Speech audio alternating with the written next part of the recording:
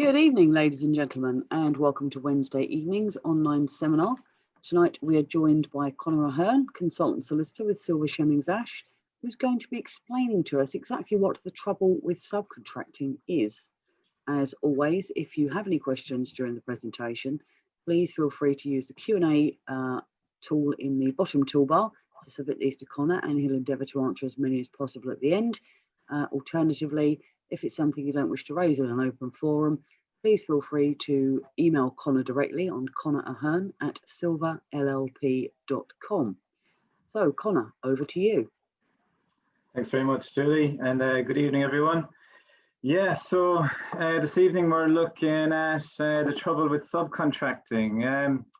Another phrase you could say is the joy of subcontracting. It's basically everything you kind of need, what you need to know in order to make sure that you're protected contractually, that will give you a chance of success. I mean, these are all the things that have to be considered in order to, stack the contract or the subcontract in your favor as much as possible. And the points that you have to be thinking about pre-contract, during the contract, and post-contract also. So there's quite a bit of ground to get through. So we're gonna get straight into it. That's me there. It's a bit of my profile. If anyone is interested. So yeah, look, we're going to start. We're going to go straight into contract formation. I mean, when I say contract tonight, obviously, I mean we're talking about subcontracts and that typical, subcontractor main contractor relationship. Okay, starting off. So we're looking at the formation of simple contracts. So we look at what are the essential elements needed for a contract to be legally binding. Now, in order to be legally binding, the contract must have 4 elements here, which are offer, acceptance, consideration, and an intention to create a legally binding relationship. Once you have that, you have all the elements of a simple contract. You don't need a standard form.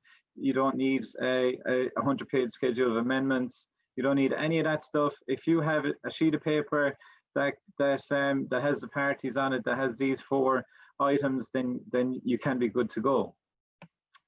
Okay, so it comes down to the agreement of essential terms. Now, in construction contracts, it is not unusual for parties to enter into a period of negotiation where offers may be accepted in part, or where work starts. It would assume that it is or will shortly be a concluded contract. The approach of the courts is that a contract will be found to exist if the parties have agreed on the essential terms, such as who the parties are, the scope of the works, the price, the commencement date, and the duration. I mean, in classic contract law, the obligations, there's two primary obligations. Main contractor wants the work done for which he's going to get paid under his main contract with the employer. And the subcontractor wants to get paid. I mean, it's as simple as that, really, when it boils down to the obligations on both sides. Do the work and you'll get paid.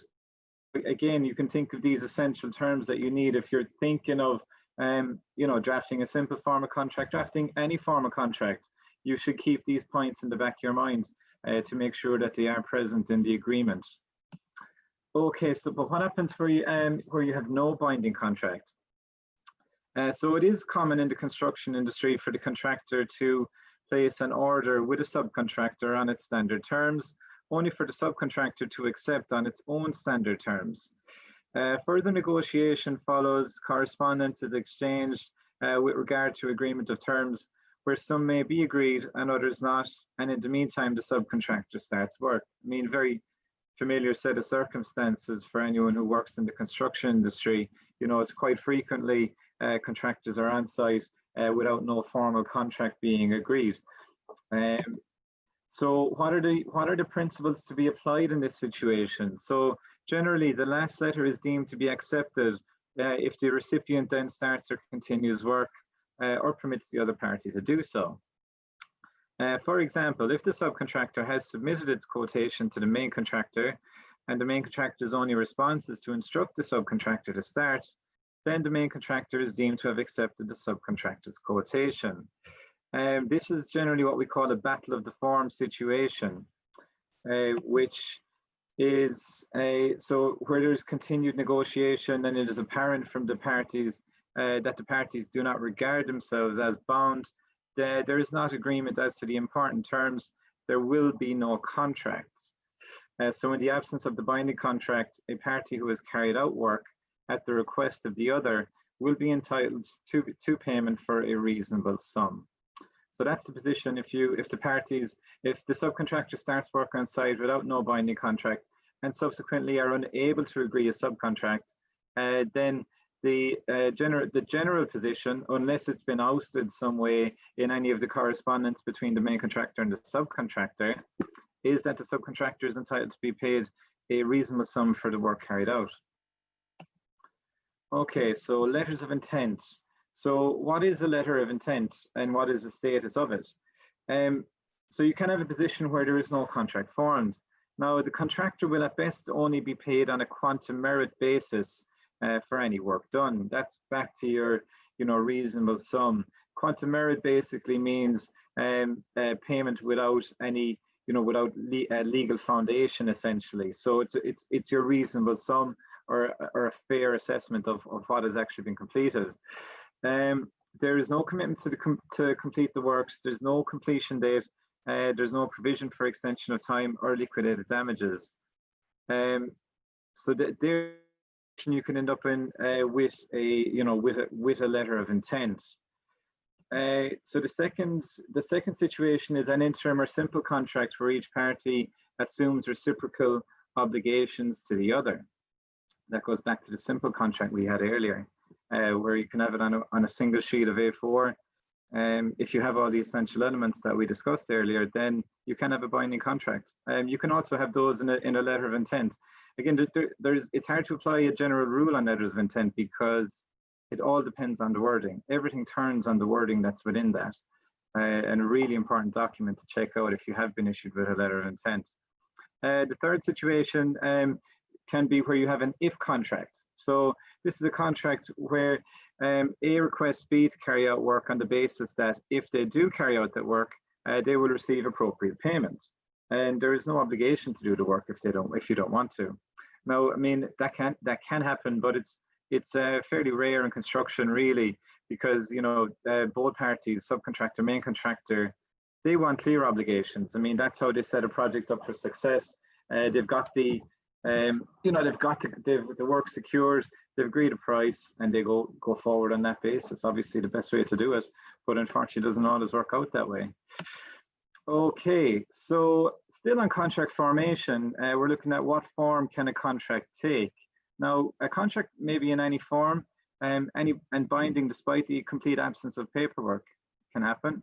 There are some exceptions, and these are principally contracts for the sale or disposition of land or an interest in land, and some others such as a contract of guarantee.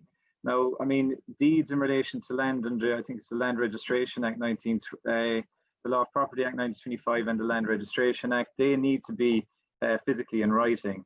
But you can have some contracts where that don't need to be in writing. I mean, even under the in recent changes to the Construction Act under the Local Democracy Act, they now cater for oral contracts as well. So not every contract needs to be in writing. Executing a contract. So as a deed, a company is no longer required to use a seal. The contract may be executed by a director and the company secretary, or by two directors, or you can have obviously one director along with one witness. That's perfectly acceptable for execution as a deed. So the terms of the contract. So what are the express terms? So these can be in writing, or as I said earlier, they can be verbal, oral. There can be issues regarding the meaning of or construction of the express terms. An express term limiting or excluding liability may not be enforceable. We say that because of the unfair contract term 27 and the test of reasonableness in relation to whether or not a limitation or exclusion of liability clause is binding, which takes into account such factors as the bargaining position of the parties. Basically, what else did it? I'm just trying to remember the test myself. Bargaining position is the main one because they want to see whether there was undue pressure put on one of the parties to enter into the contract. So, you know, just because you have a limitation, it can still be construed under that reasonable test, under UPTA. Implied terms, in addition, there can be implied terms, like, for example, you know, in most construction contracts, you'll say that the subcontractor has to carry out the works using reasonable care and skill.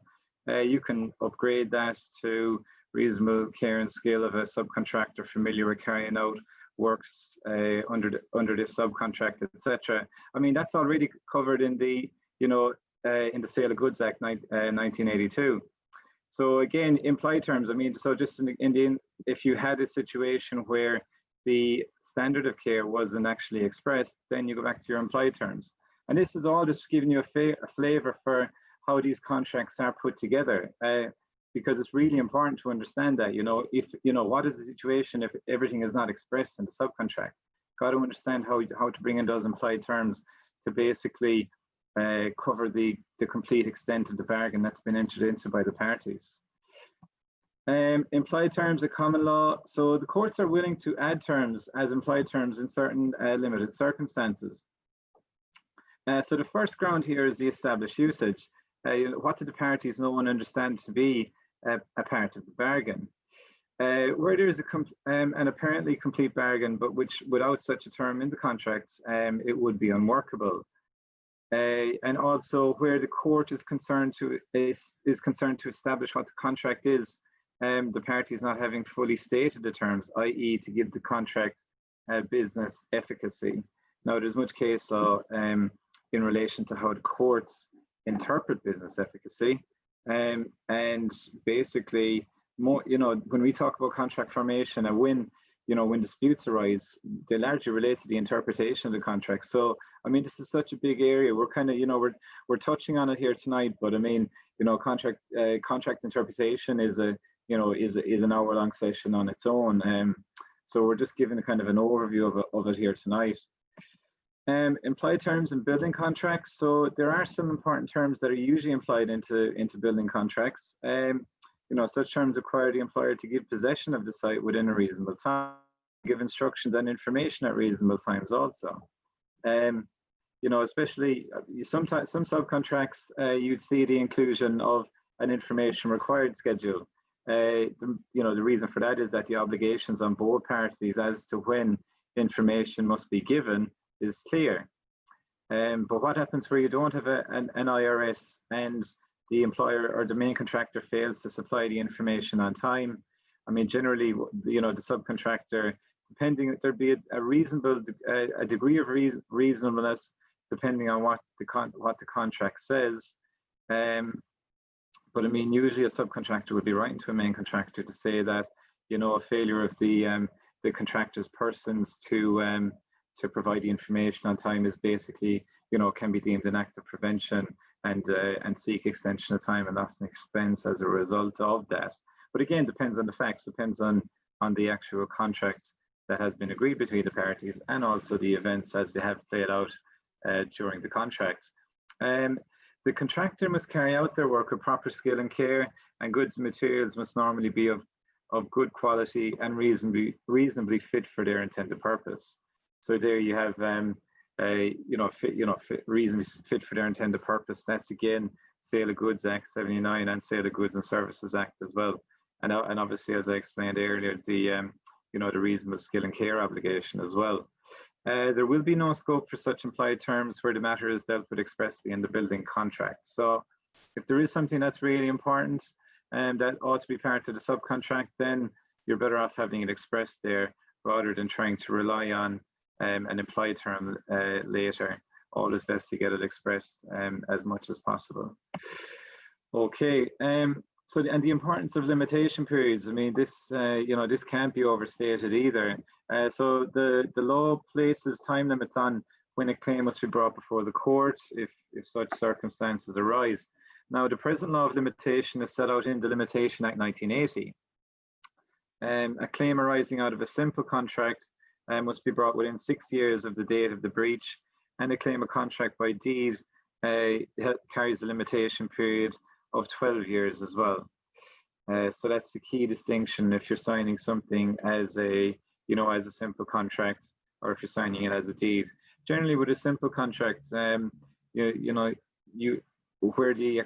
watch out for the execution clause, because if there's no reference to a deed there and the simple contract can be signed off by one director, for example, that's key indication that it is a simple contract. But if there is a reference to a deed and there is a reference to, the requirement for 2 directors to sign, or 1 director and a witness, etc., then please be aware you're going to be signing up for 12 years liability under such a deed. So a final note here is that there is an exemption in section 32 of the Limitation Act for postponement of the period where any relevant fact has been deliberately concealed by the defendant. So yeah, it's just a bit of a quirk under the Limitation Act. I mean, if if one of the parties has deliberately concealed any information or any defect, then they won't be caught by the limitation period, whether be it 6 or 12 years. Okay, so moving into tendering now, and so private tendering, we're looking at a tender inquiry. So in legal terms, a tender inquiry is usually an invitation to treat. It is not an offer, but an invitation to the contractor to make an offer. Very important in relation to, again, the the formation of contract. The contractor's tender or the subcontractor's offer will normally constitute the offer itself. And a contractor's tender can be a valid offer even though it doesn't comply with the tender inquiry requirements. So just some food for thought there on the on invitation to treat and offers, because there's much case law around this point. Usually it confirms that in the tender inquiry, if you read your next inquiry, it more than likely will refer to this to the fact that it's not an invitation to treat, but rather it is an offer. So qualifications to the tender. So the time to take action over onerous contract terms and obligations is pre-contract. I mean, when I was a QS, I used to work. I spent a lot of my time working for a subcontractor. I guess what I used to see a lot was the introduction of what we used to call minimum trading standards. So this is like a predefined list of important terms relating to the to the proposed contract. So where you might cover, you'd include standard clauses to say that the subcontractor assumes they'll be entering the contract under a a standard JCT standard form of subcontract, for example. Liquidated damages will be limited to X. What else? You can include, you can include a lot of things depending on what way the risk allocation is under the contract. You'd say that you might be in a position to offer collateral warranties or parent company guarantees, for example. So a lot of that is just better if you have a predefined list that you can include with your tender. It just gives you a better chance of negotiating more favorable terms in the subcontract at a later date. Because from experience, silence counts against the subcontractors. So you got to be clear from the outset as to what your position is on these contract related issues. What are the options? One is that you don't tender, but obviously we're subcontractors are in the business of subcontracting work. That's not really a viable option if you want to pick up work, and the qualifications. So and making sure that it becomes part of the of the offer itself as well. Like I was saying, the minimum trading standard is a very good way of doing that. And whatever you do as well, is to ensure that the that the clarifications find a way into the contract, because if they're not, and just say, for example, you have an entire agreement clause and any reference to the qualifications isn't listed in the contract, then they're more than likely excluded. So, very important to follow through with the qualifications to make sure they find a way into the final version of the subcontract also. Right, so standard forms of contract. So just some points here. So an employer should, check, or I suppose a subcontractor should check standard forms to be used in its tender inquiry and contract, and that it is up to date. So check any recent additions or revisions issued by the issuing body and incorporate where necessary. Particularly applies where, obviously JCT, NEC, perhaps FIDIC, if you're using it, but predominantly NEC and JCT. make sure you're using the standard form. I mean, we still see 2011 versions of the JCT contracts in existence. You know, it's time to kind of move on from them. We have a 16 suite now, so really any contracts going forward, you know, should definitely be under the 16 rules rather than the 11 ones. Standard contract form needs to be checked. Obviously, in NEC, you want to make sure that the appropriate secondary clauses have been included. If standard conditions include bespoke amendments, the whole document becomes non-standard to all intents and purposes. So that's where you have 100-page schedules of amendments drafted by some solicitors that basically change the complete position under standard forms. Look, it does happen. You're aware of it. Yeah, it's got to be dealt with. I mean, you know, usually that's what the employer wants in relation to these contracts. I mean, you know, that's going to find its way into the main contract with the main contractor, and you know, usually it'll find its way down into the subcontract as well. So you got to understand that kind of chain of contracts and the chain you're in, and understand, you know, what's up for what's negotiable and what isn't from the outset as well. Very important, particularly in relation to your tendering and pricing strategy. As such, depending on the extent of the amendments, the terms lose many of the advantages of standardization. So again, standard form of contract there. So that kind of wraps up the contract formation section.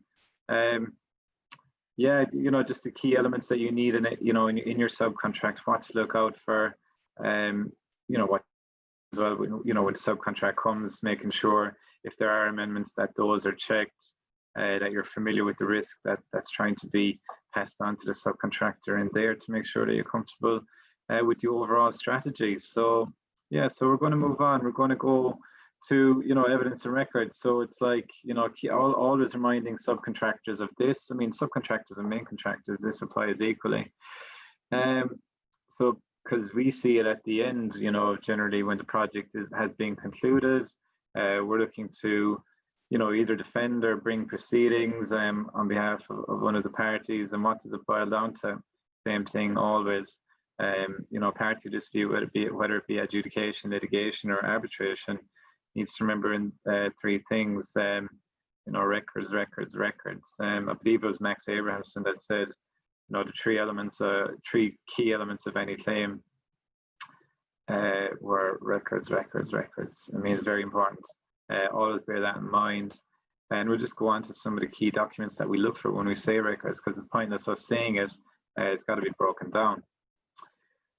But before that, we're going to look at, you know, without prejudice. Now, some of this, you know, without prejudice, this is a common question that gets asked. So, you know, the words without prejudice, when used in the context of, you know, we're kind of talking about a dispute now, mean without prejudice to the position of the writer of the letter, if the terms he is proposing for the resolution of the dispute are not accepted.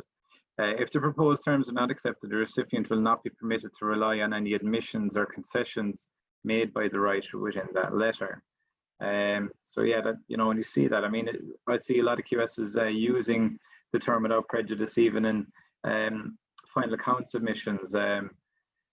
Basically, it's trying to put pressure on the other side to say that, you know, we're basically treating this as an offer, but if the offer isn't accepted and we end up in proceedings later on, then you know, the other side can't rely on that as a basis for an offer, which might prejudice their ability to get a deal at some point in future. There must be a dispute between the parties if the without prejudice marking is to have effect as conferring privileged status on the document. And using the words without prejudice will not have the effect of conferring privileged status on the document if, when properly considered, the letter is not an offer to negotiate or a response to such an offer, or does not form part of the negotiations for settlement of the dispute. So just bear that in mind. Just because you put without prejudice on something, it does come back to what the actual what the words mean, or what they were intended to be, and it has to be in relation to, you know, offers or a willingness to negotiate.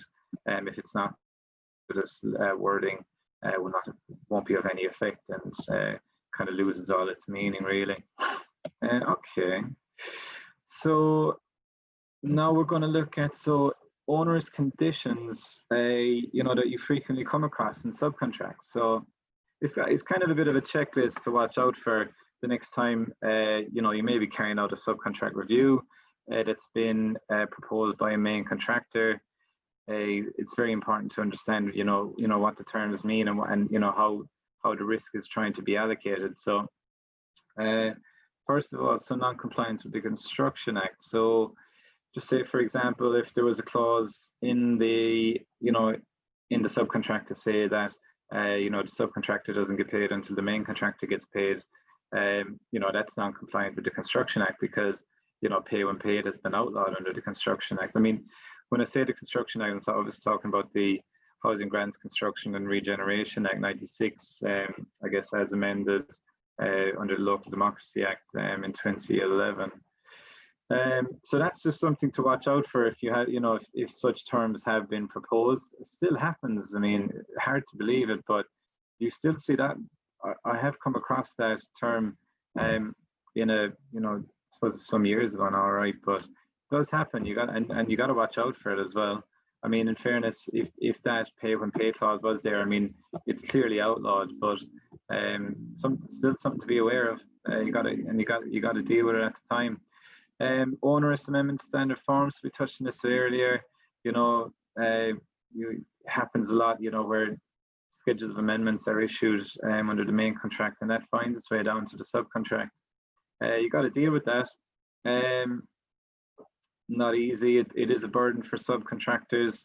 Hard to deal with it, but you got to deal with it at the time of contract. There's no point sticking your head in the sand because that won't make the problem go away, particularly if something happens during the course of the works that was different to what the parties intended. So do obviously watch out for those standard forms, the amendments to the standard form schedules of amendments.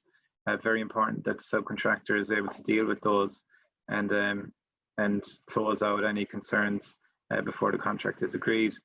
The use of in-house forms of contract. So this is typically like a bespoke form of contract. Some main contractors, they don't have any standard forms of contract. They would have their own standard forms, which would be generally you see like a long form or a short form.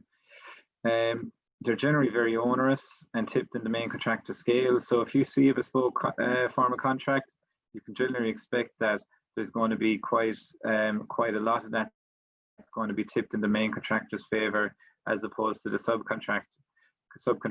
Again, for the subcontractor to deal with. We've fairly, like the English courts have a fairly, I suppose, let's say fair approach to, letting the parties agree what they want to agree. They're not going to intervene if the parties make a bad bargain. That's their own issue. The courts don't get involved in such circumstances. So again, just a warning that it's for the subcontractor to deal with at the time. Excessive damages or damages at large. You always hear the phrase, damages, I guess, need to be a genuine pre-estimate of the loss. That's in place for over 100 years, Dunlop and Selfridge. But yeah, again, it's got to be, it's for the subcontractor to deal with those and, make sure they're proportionate, try and agree their, potential LAD free period, maybe try and limit them to a percentage of the overall of the subcontract sum. Various ways you can deal with it, but again, got to be done at the time of contract. No point burying your head in the sand. And if you don't have liquidated damages, then you have the position where the damages are unliquidated, and that's an onerous position as well, because all of a sudden the subcontractor will be liable for the damages which the main contractor is liable for under the main contract, plus the main contractor's costs, and can obviously escalate to substantial sums. So, whilst you may not like the liquidated damages in your subcontract, another train of thought is that, well, it's better than the general damages position that you may be liable for if you're found to be a reason as to why the works overall were delayed. So again, very important to bear that in mind. Extended payment periods, so got to watch out for that. It still happens. You can see some subcontracts 60-day payments from month end, but it's still, like, as long as it's drafted correctly and the parties can calculate when the amounts become due, that will stand up. So again, subcontractor needs to be aware that at the time of contract. And non-payment for unfixed materials. Yeah, so basically where there's no materials offsite payable, also where the materials are brought to site, but they're not paid until they're actually incorporated into the works. I mean, now really the subcontractor has to be able to manage that, because you don't want to be bringing all your materials to site too early, because obviously, it does increase the potential for theft or damage. So, but again, got to be aware of it in the subcontract. Conditions precedent for payment. Conditions precedent generally, because you'll also see those in relation to loss and expense and extensions of time. So yeah, very important point to bear in mind and to understand those. And if they're quite short periods, you need to be very proactive, have your notices ready to go before you start on site. Also, conditions precedent for payment as well. We saw it recently in the case of Rochford versus Kilhan, where there was payment was linked to the subcontractor issuing an invoice. Now that was found not to be compliant with the act, but you got to watch out for the conditions precedent payment. Obviously, condition precedent is the fact that you actually submit an application for payment, because again, the main contractor can't value what hasn't been submitted. So, again, subcontractors got to be aware of that. Excessive discount, that comes down to the overall negotiation, and it'll be reflected in the contract sum, which will be part of the subcontract. Onerous set-off arrangements, that happens really. Cross-contract set-off is a very common one. Happens all the time. I think we deal with that a bit later on as well. Performance bonds and warranties. Again, you want to be agreeing the wording of those, before you sign the subcontract. Well, obviously, performance bonds you got to be doing it. Also, watch out for parent company guarantees in that bracket as well. Again, it's something very important to take into consideration, particularly the obligations of a primary obligor under the parent company guarantee. Be very careful with that. Enforced acceleration without payment. So such clauses can, again, this happens quite frequently where a subcontractor might be late anyway, and he's basically if he accelerates without understanding the position as to who is liable for the delay, then it's very hard to go back for the money afterwards, because the position with acceleration under English law is that it's not entertained basically unless it's instructed and agreed before the acceleration takes place. But what happens where you're accelerating, if you're accelerating but you actually don't know the reason why you're accelerating, as in, is it because the main contractor has delayed you, or has the subcontractor suffered his own delays? You got to watch out for that position as well, because you can't spend a lot of money accelerating a project, and really hurts if you did it, and one, you didn't have to do it in the first place because you're entitled to an EOT, or second, that you just proceeded and accelerated thinking you'd get paid, but unfortunately the English courts don't entertain that. So you got to be clear before you introduce your acceleration measures. Lack of firm program dates and periods. Again, they're essential terms. You got to be on what those are. Very important. You can have terms as well to suit, that the subcontractor has to work to suit the main contractor's progress. That's quite difficult, because you can be expected to change resources quite frequently. Again, if a subcontractor gets caught in that position, he's going to be chasing a project and spending a lot of time and a lot of money doing so as well. So bear that in mind. Excessive design or coordination responsibilities. Yeah, that can happen as well. Particularly watch out for your subcontractor design portions, and obviously your coordination obligations in relation to the overall works. Very important that you watch that and that you understand the risk that you're signing up to under the subcontract. Unworkable protection obligations. Again, you might be expected to keep your works covered until you reach practical completion. Might be unworkable. Got to keep an eye out for that. And responsibility for checking previous works of other trades. Yeah, that's a difficult one, because if you're following on from a previous subcontractor, you can't, if you're responsible for checking off his work, ultimately you could be taking on additional liability.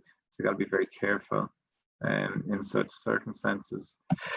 Okay, so again, why would you work for free? Most loss can be avoided by maintaining and monitoring basic routines from day one until handover.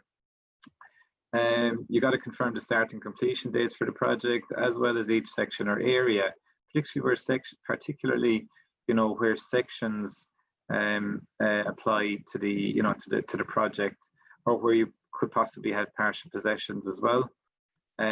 So if you had a partial possession or a section, that changes the insurance requirements. You got to watch out for, do your liquidated damages step down as well, based on the value of the overall section. Insurances, they're very important points to bear in mind. So, and just always have them in writing as to when they actually start and finish. Record the date and origin of all programs and revisions.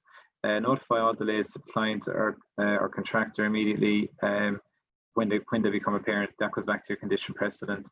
Fail to do that, then you can lose your right to actually claim an extension of time. And notify the effect of the above delays until the completion date. Very important point. Recognize variations and financial claim situations as they become apparent, and notify the client or contractor immediately, followed by the evaluation or the submission of your particulars. Because and this is commonly misunderstood as well. The 12-week, usually there's a 12-week requirement for the main contractor to consider applications for extensions of time or loss and expense. That 12 weeks generally doesn't start of the particulars, until the submission of information that allows the main contractor to actually, properly have the information in front of him that properly allows him to make that assessment. The notice isn't sufficient for that 12-week period to run. You got to be proactive in recommending solutions to overcome delays and problems, but be careful just not to do that at your expense. But you got a duty to mitigate. That's plain. And you got to work together. You got to recommend solutions. You got to come up with ideas to try and avoid being on site past the overall completion date. Again, apply for EOT as soon as the overall completion date seems likely. To be fair, you're just as well off. Because you may have some activities that are floating, that may not unless they become significantly delayed, that they may not affect the overall completion date. Just rather than trying to distinguish those, just send in your notices as and when you're being delayed. It's the safest way. Confirm all instructions in writing and submit your day works for signature, all the time, definitely weekly anyway. You want to be doing that as well. Keep daily site diary, include records of labor, names, trades, activities worked on, and key events. Be prompt in applying for payments with detailed valuations and forecasts, and keep the pressure on for payments. And usually I've worked for main contractors as well. It's those subcontractors who make the most noise tend to get priority. I'm sure we're all familiar with that. So you got to chase through your money as well. So you got to be proactive in doing that. These routines should be utilized in a cooperative and willing way to look for solutions. So you got to work together with the main contractor. Ultimately, we're telling you, these are the items that should be done, but you got to work together as well. Just makes it more enjoyable for everyone when you work in a cooperative and willing way rather than a hostile way. Okay, so this is some of the records, the site diary checklist. Again, this is always one that we get asked, so we're going into a bit of detail here. So a good site diary will prove to be invaluable in the event of a dispute, and the checklist below forms a good starting point. So obviously you got to include the date, the weather, the visitors, labor details, numbers and names if possible, subcontractors on site and their identity, their involvement, working around other trades, very important to identify that. Progress details, again, just try and include like grid lines, refer to drawings as much as you can. Obviously get your area completions and handovers, but that should also be in an email as well. access or contractors' work requirements. So, you know, if you've got access issues or you can't get into an area, make note of that in the diary as well, very important. And obviously that will cover your delays, outstanding information requirements and delays. Again, you know, it's vital, as we were talking earlier about, you know, the need for information in a timely manner. But, you know, what is the consequence? What happens if the information isn't provided in a timely fashion? Actually writing it down at the time is a very, you know, very persuasive way of showing the effect. So it's like a cause and effect nexus if the information has been delayed. Overall building progress, variations received, key events, for example, client visit, meetings, major instructions, or labour trouble as well. Obviously health and safety, and obviously God forbid any accidents as well. Very important on your site diary. Right, so we're going to move on to payment problems. So again, a high proportion of payment problems are self-inflicted, and the time to deal with payment is at the initial inquiry stage. So some things to be aware of are, you know, what's the payment interval between commencement and first payment? That's usually, if you look at the JCT contract particular section, that would be confirmed usually around clause 4.9. Usually the payments, if it's in the contract particulars, let's say the 28th of each month. Reason why it's the 28th of each month is because 28 days in February, you know, so if you you have that or you have your payment schedule, either or is sufficient. The thing you got to watch out for with a payment schedule is to make sure it covers the whole extent of the works, including any delays. You got to be able to answer when is the due date. These are requirements under the you know, under the scheme and under the, you know, under the Construction Act as well. What's the due date? What is the duration from the due date to the final date for payment as well? Is payment linked to the main contract certificate? Be careful with that. Could arguably be a pay when paid position, which is outlawed. And what is the timing of the notices of payments due and notices of withholding? So, you know, you got to know when the main contractor has to issue a payment notice and a pay less notice. You got to be able to answer all those questions when you pick up your subcontract. Who values the works and how often? So generally that will be monthly. Who values can depend on, you know, whether there's a QS involved or not. Generally, most main contractors value their own work, so it kind of goes without saying, really. Are unfixed materials on site and off site to be paid for? Something to be considered as well. When is the final payment due? So the overall final payment. Key to understand that, because you know, often gets forgotten about. What is the retention percentage and when is it reduced? So yeah, you gotta watch that one. I mean, recently we have seen from experience a lot of disputes around retention. There's a lot of talk around retention. There was a bill going through the I think it was the House of Commons where, you know, it's proposed for retention to be outlawed, and where the subcontractor would be paid the retention at the time and basically keep that money available as a pot of money to deal with any issues that arise during the defects period. But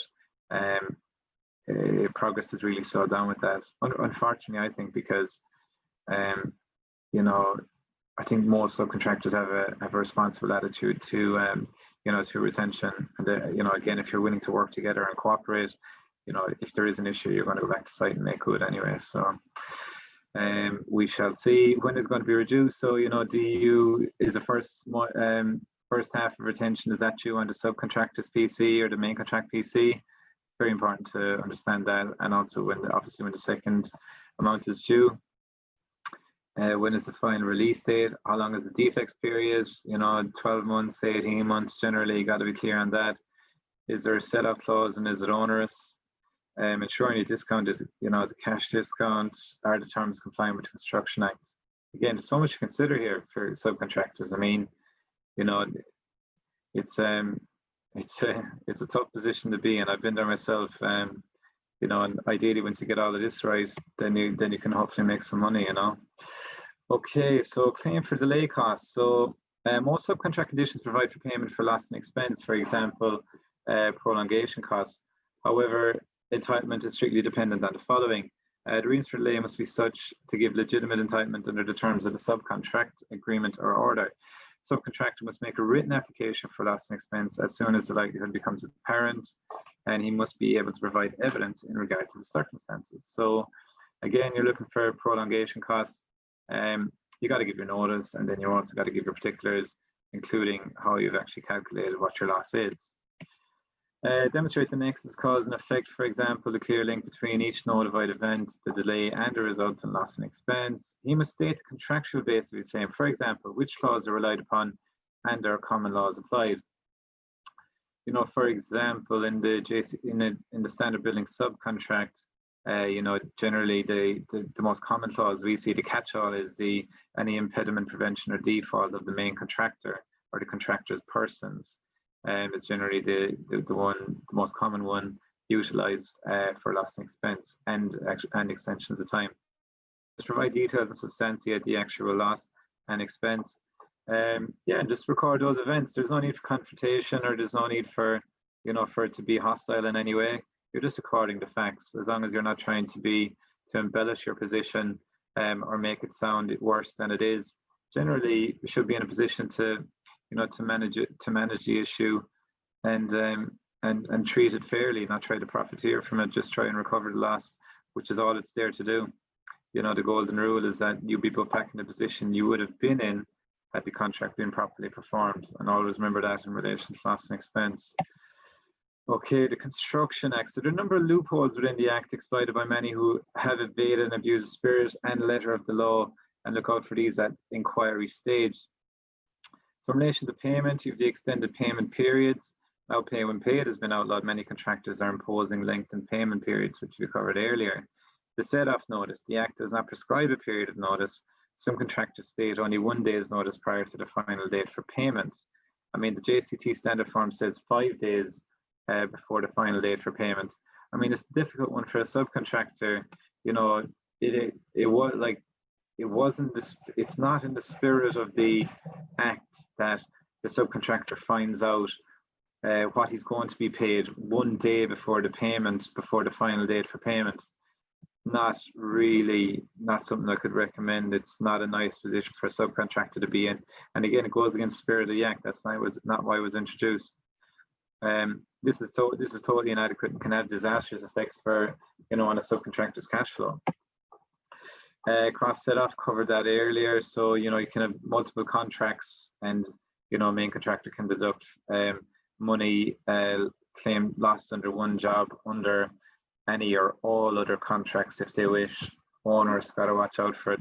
Future set-off, contractors have been known to impose the power of offsetting future costs, which are likely to be incurred but based only on their own estimates. There is normally no mention of repayment if the estimate proves to be excessive or invalid. Yeah, that's a tough position for a subcontractor to be in. Got to watch out for it, because the real problem there is that the basis of valuation is not agreed, and there's very little requirement for the main contractor to act reasonably, and you know, can take advantage of his position. Deemed to agree, the 45-day period. One major contractor includes a deemed to agree clause where the parties have deemed to agree, regardless of the actual timescale, that the duration of subcontract will be construed as less than 45 days. This is an abuse of the Act, designed to hold onto money rightfully due to the subcontractor as he signs away his entitlement to monthly payments. So when he does that, he's basically trying to, you know, oust the position of the Act and the default, you know, the payment regime adopted under the scheme. So not good.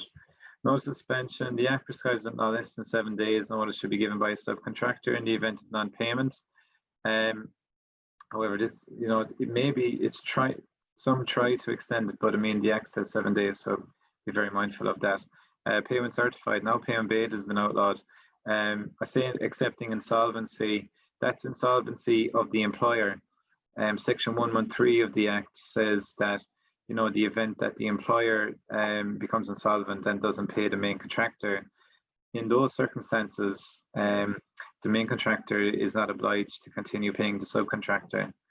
And all to say to subcontractors, you know, when we're carrying out their subcontract reviews, is that they need to check or the solvency of the ultimate employer, because they are in a chain. If that employer becomes insolvent, then the main contractor can use that as a reason to deny payment to the subcontractor. So it is in your interest. Don't just assume pay when paid is outlawed. That insolvency is the exception that you got to watch out for.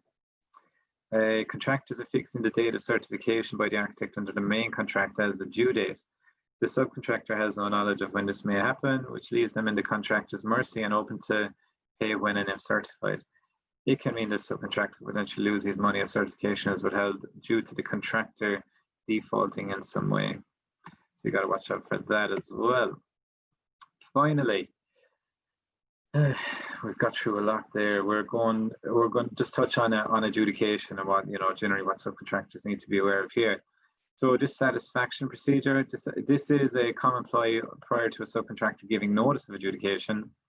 Where a main contractor might want a period, for example, 2 months, may require some notice, or that to try and say that you can't refer unless you give us notice of dissatisfaction. I mean, if subcontractor doesn't understand that, then he won't know that he has the right to go at any time.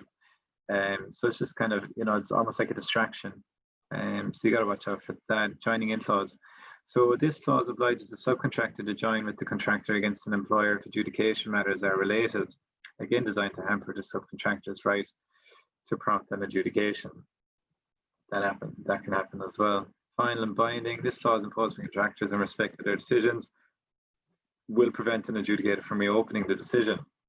Practically, this can mean a contractor can abuse an extension of time or set off large sums from a subcontractor, leaving the subcontractors no recourse to adjudication. So again, watch out for how claims can be settled under the subcontract for some of these things, because they just might hamper your ability at a later date. As I said earlier, there's a lot of ground there that subcontractors need to consider when they are entering into their subcontracts. Hopefully if you get all that right, you complete the work, you might actually make some money as well. So it's not easy, but you're as well have to be aware of it early doors, deal with it, get your contracts right, and then there's no reason why you won't be successful. So I'm going to leave it there. Look, thanks for joining me, and I'm going to take some questions now and I'll hand you back to Julia. Okay, thanks. Thanks, Conor. We've had a couple of questions. How can you make sure that a supplier subcontracts responsibly? How you can do that? I mean, you can actually, you can draft clauses into the subcontract to that require, a main contractor quite frequently in subcontract says that, the subcontractor has to provide copies of any subcontracts that they enter into, or any supplier contracts, or any, a classic one is any professionals, say an architect or a structural engineer, a geotechnical engineer, or whoever, that the main contractor could require sight of those. So if it's something that you're concerned about, you can make it a requirement under the head contract, say that that on reasonable request the subcontractor will supply the any subcontracts or any supplier contracts or any professional appointments for the review of the main contractor. Okay. That's the easiest way to do it. And then the next question we've got here is, how do you ensure that the subcontractor's risks mirror that of the contractor? The best way to do that is, obviously the main contractor is going to enter into his main contract with the employer. Generally, there will be a schedule of amendments in there.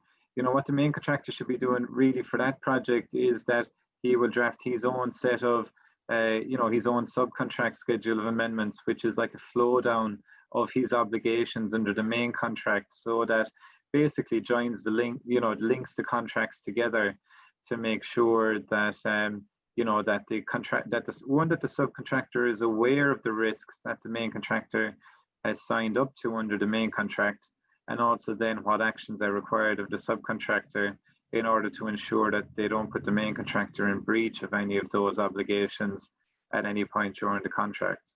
That's the best way. That's the way I used to do it when I was, when I was working for a main contractor. That you'd actually had one schedule of amendments for the subcontracts just to mirror those obligations that you've actually agreed to under the main contract or the head contract, and that way then you were covered, particularly around condition precedents. If just say it's a condition precedent of the main contractor that they have to give, say, 28 days notice of any loss and expense.